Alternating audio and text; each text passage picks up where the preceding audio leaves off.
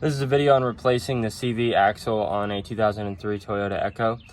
So the first piece that you'll need to do is take your wheel off. Once that's done, take your axle nut off. Mine had a pretty significant notch there. Most of them have a notch, but it varies how tightly they're indented. Mine was pretty tightly indented, so I went through a few screwdrivers trying to get that to punch out.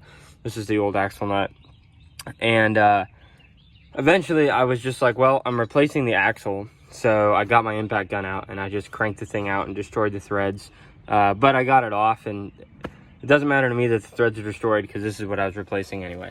So that's probably not the most typical technique, but it worked great and I don't care. It didn't hurt anything that I needed to keep. So you get that off, and then you need to pull this whole assembly back.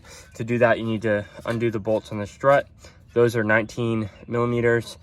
This one was a 30 millimeter, and then the new one is a 32. It's just a little bit different. And the initial one was a 12 side. This is a 6. So make sure you got both of those. And then pulled that off. Then the next step was pulling out the CV axle. When I did that, I actually pulled out part of it. You can see here the end that sits right there. Hang on just a second, I'm gonna grab it. That didn't come out as easy. That actually detached from it. But eventually I got it out. It was pretty hard to get it out. There's not a lot of access back there.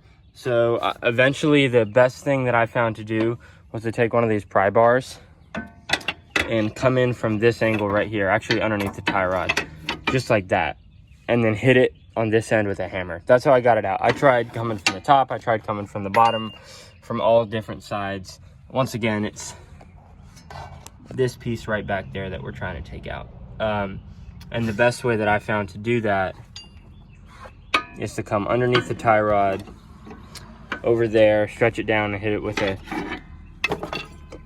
this hammer right here. So then that came out. The next step was then to put the CV axle back in.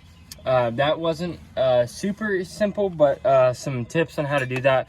Put some grease on the end of it to help it get in there a little easier. I actually took some grease out of the inside of this because that was a little bit, you know, it's already there, it's free. But that's a tip that I got from Scotty Kilmore, and so that just makes the pin go in a little bit easier. And then you gotta put it inside the hole, and then this whole assembly will be out here. The axle is going to be like down here. Put that in inside the hole and then hit the end with a hammer, and then inch by inch you'll inch it in. I don't think there's another way to do it. I tried shoving it in, it didn't really work very well. Once that was in, I was able to feed it back into this hole, put the axle nut back on, put the bolts back in where the strut was, and I'm ready to put the wheel back on. So hopefully that's helpful with somebody out there.